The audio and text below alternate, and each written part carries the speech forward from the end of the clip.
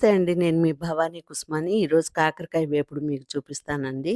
కాకరకాయలు అరకిలో హైబ్రిడ్ కాకరకాయలు తీసుకున్నానండి. కాస్త చింతపండు తీసుకొని, అది కాస్త పిసికి పులుసు తీసి పెట్టుకొని, ఈ కాకరకాయ ముక్కల్ని చిన్నగా కట్ చేసేసుకొని, ఉప్పు, పసుపు వేసేసుకొని, అందులో చింతపండు రసం వేసుకొని ఉడికించుకోవాలండి. ఆ తర్వాత ఉడికించుకున్న తర్వాత మిరపకాయలు దాంట్లోకి పొడి కావాలి కదండీ! కారము.